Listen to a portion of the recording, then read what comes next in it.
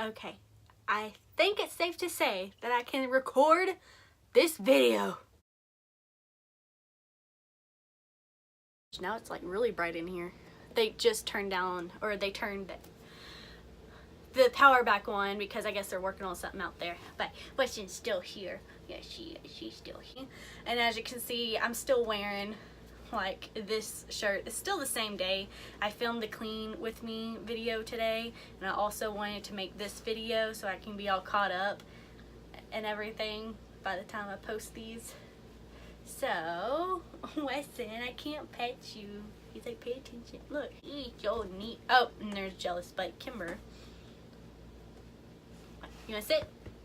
You wanna sit? Be in Mama's video? Oh, I got both the dogs in the video. No, you can't. Come here.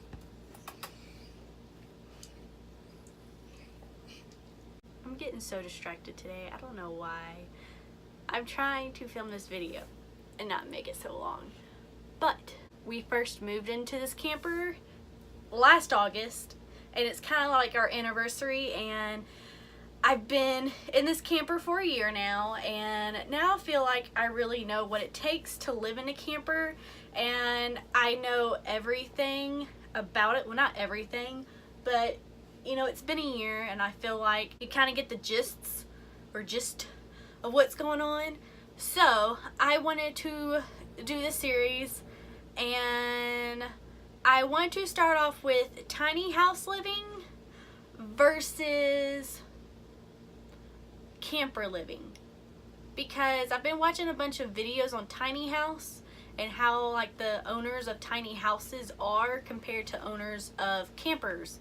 So I'm going to tell you all about campers right now, and I'm going to tell you what it's like to live in a camper, and then I'm going to tell you what I think it's kind of like to live in a tiny house. So first is the camper.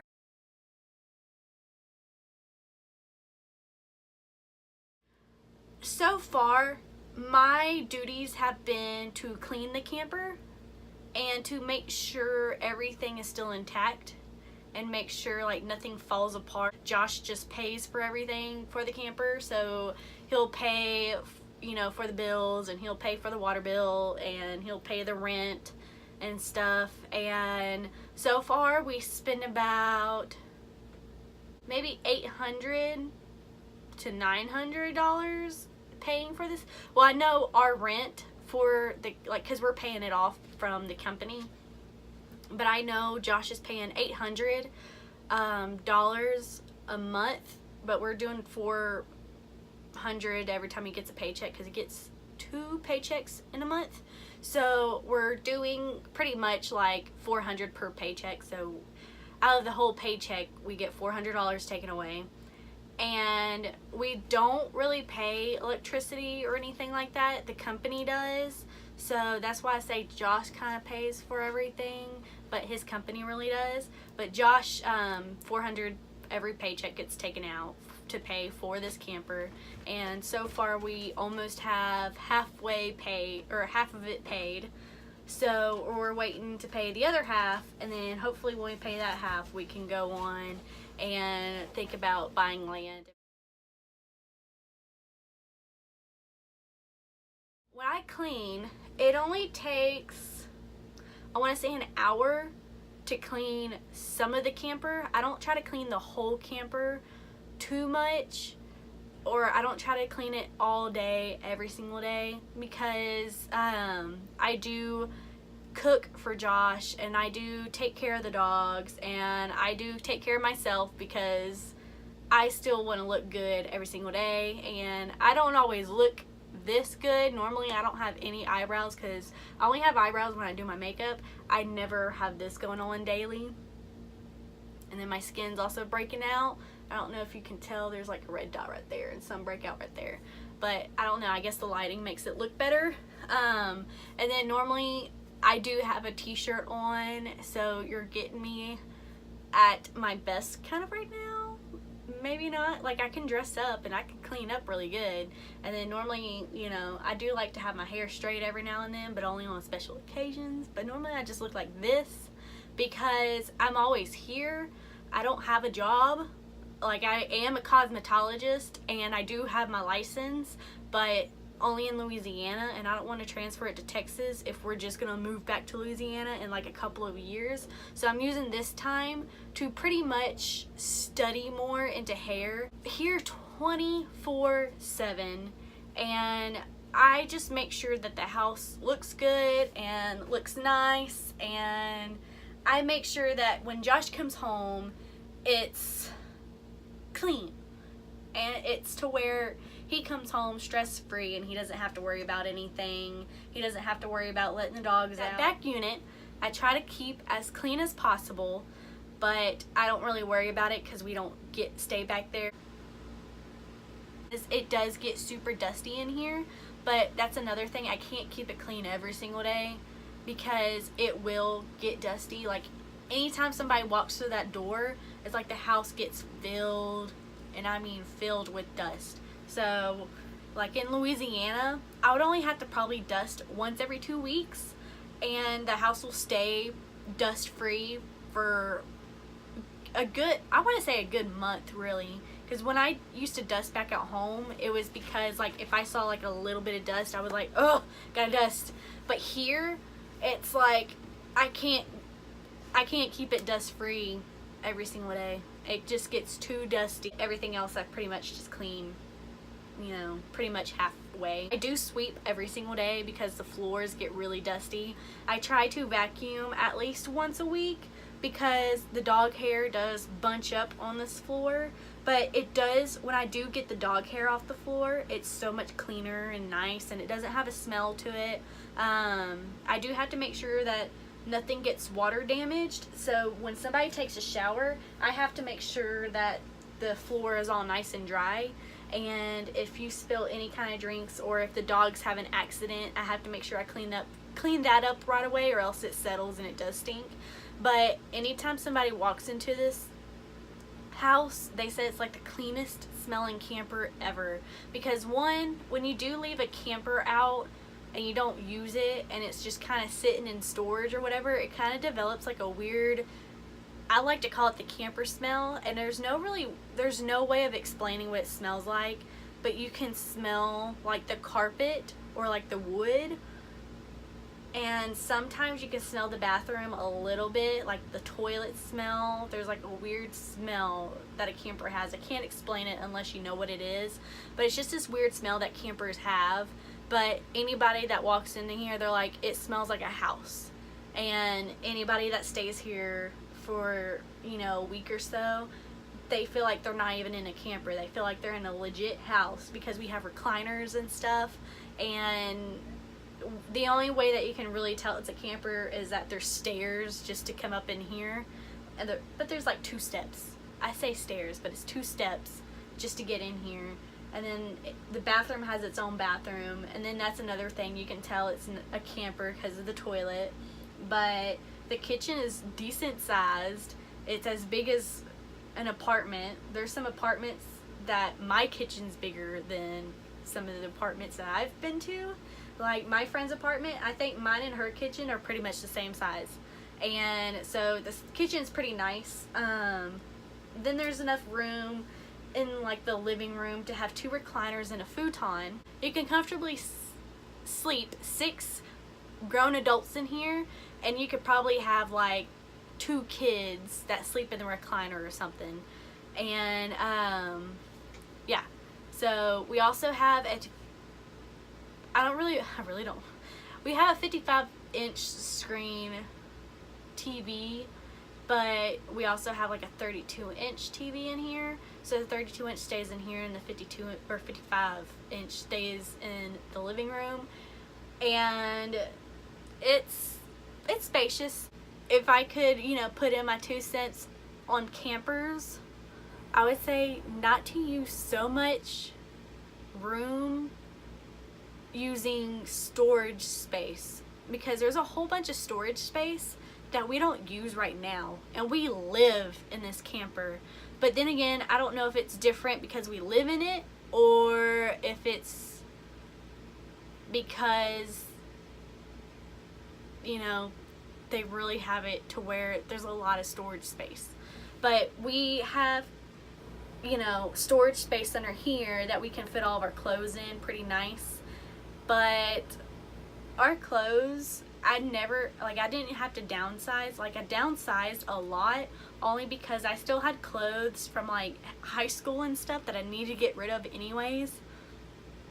And once I got rid of those, I came in here and I almost didn't have enough clothes. But both of my sister-in-laws, they gave me some clothes, and I came back over here and I had clothes again. But that's the one thing about having, you know, sister-in-laws or sisters. I don't have any sisters, so it's nice to have sister-in-laws for me. But now I only have one sister-in-law. It's just Sabrina and me. So really did not have to downsize at all. I got to keep a lot of my stuff. Some stuff I did get rid of because, like, sentimental things that I had.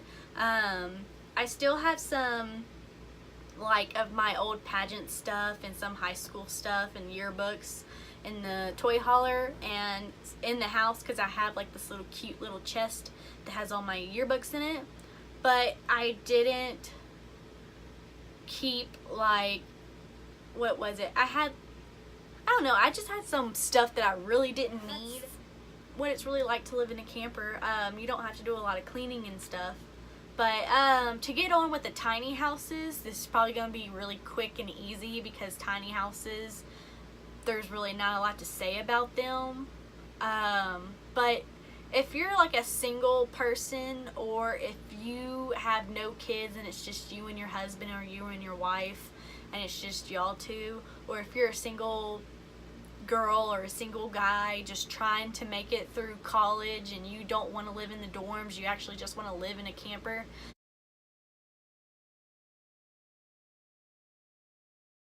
because one, to rent a space out here, I think it's only $100, and it's the same AC and, well, not really. We only pay electric, and we do pay gas, but it's propane, and you just go get propane tanks, or you can refill your propane tanks and bring them back to your house. And I don't know how much it is to fill up a propane tank, but I'm pretty sure it's cheaper than the gas that you get at home, because with the burners and the water, I think we get the water from the actual RV, so the RV or the camper actually has a water tank to keep it warm, but it does run out of hot water really easily.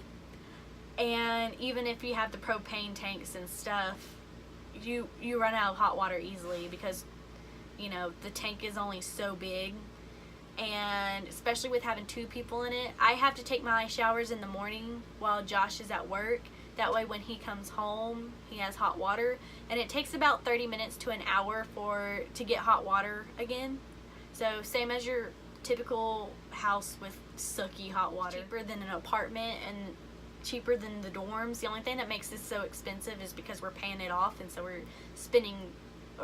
paying $800 a month just to pay it off.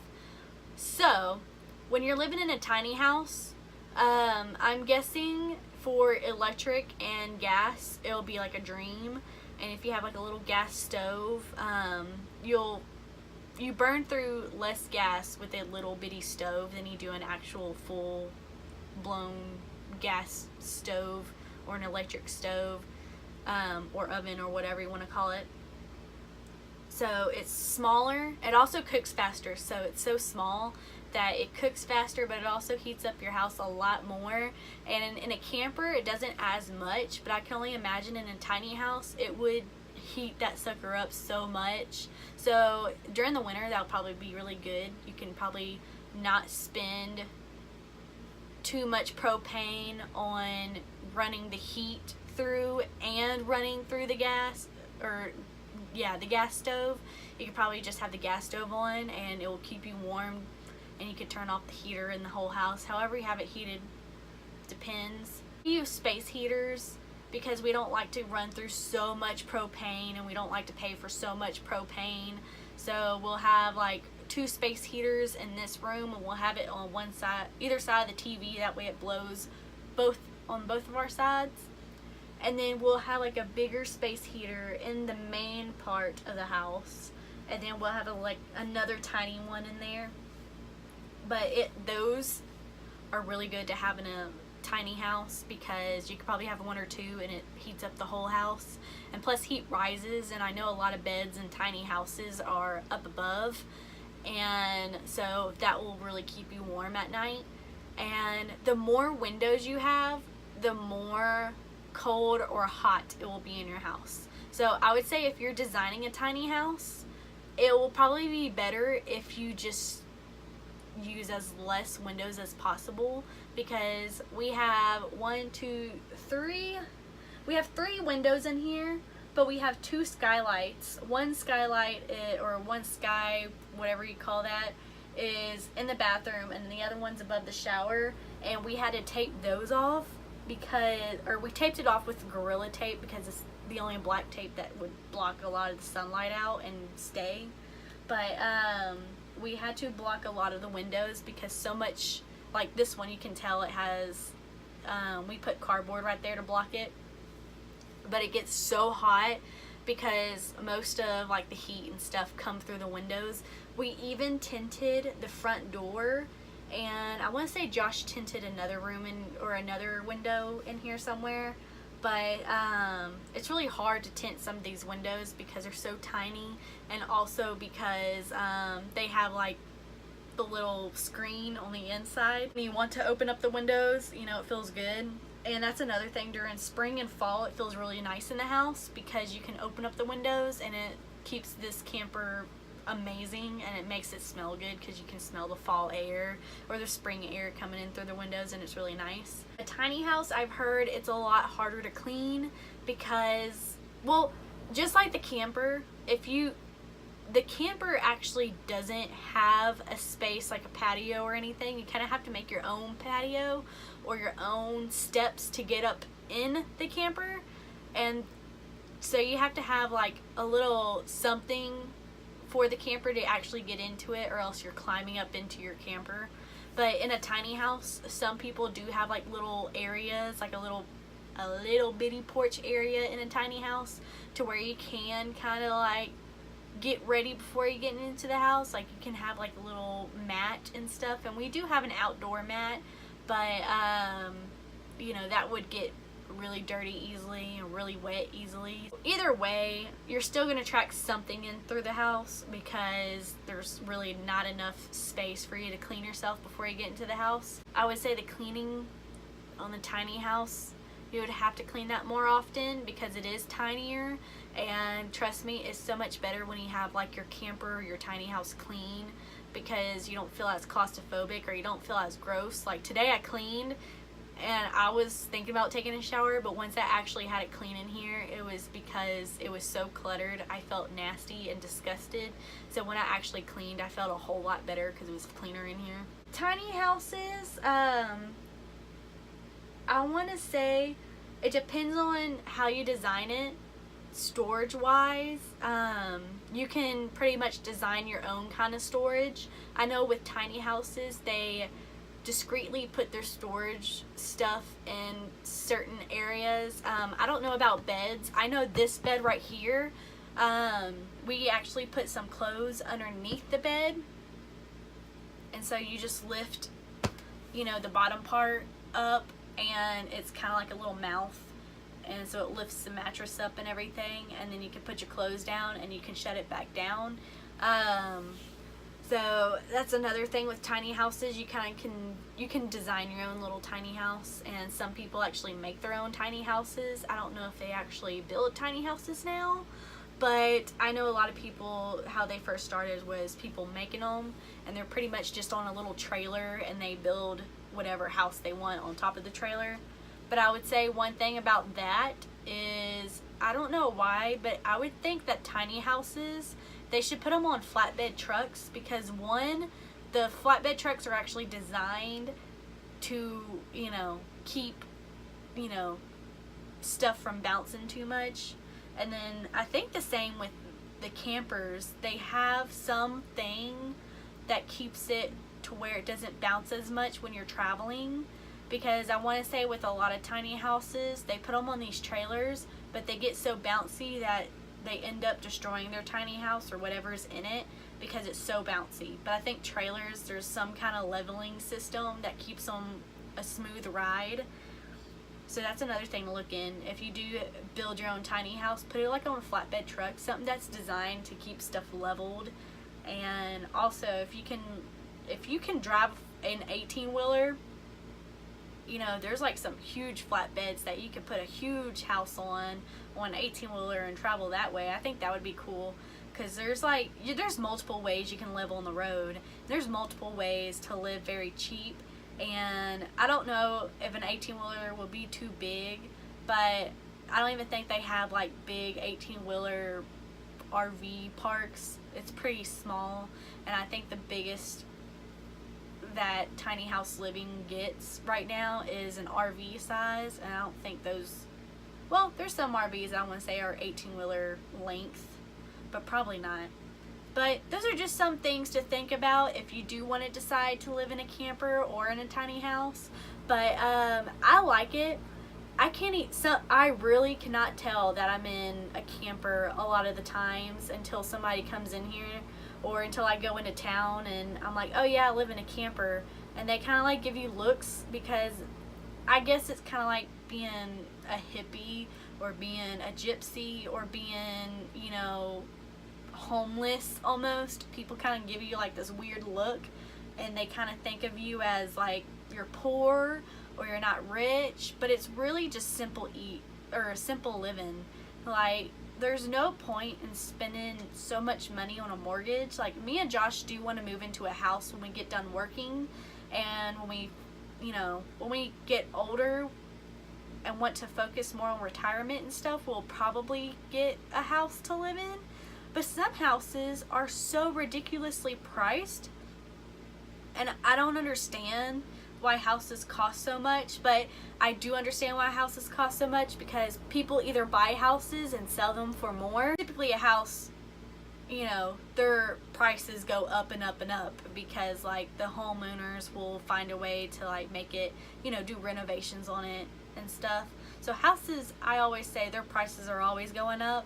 And to find a really cheap house to live in, you kind of have to go into like, or back where we're from, you have to live in like a not so safe environment if you want to buy a really cheap house. And me, if I want to buy a house, I want to be able to live comfortably in it. I don't want to have to worry about anything in my house.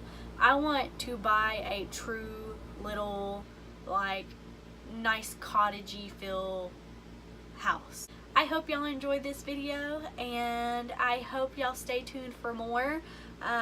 If you have any more ideas or questions or anything about camper living, please comment down below, and I'll gladly answer any questions. If we can do a Q&A, that would be cool. But I would say 10 questions would have to do. If I get more than 10 questions, that's amazing. I would say definitely look into this. If you ever want to live in a camper or a tiny house, like really get into it. It doesn't cost a lot to start, and I think a down payment on a camper would be as much as like a car. So if you have a car that you're okay with and you have ideas of wanting to live in a camper, it would cost just as much as a car note, honestly, if not probably less than a car note. But again, it's so much cheaper living in a camper. We've caught up so much stuff, and we have done so much stuff in here, and it's really nice to live in one. So definitely think about it. Thank you for watching, and bye.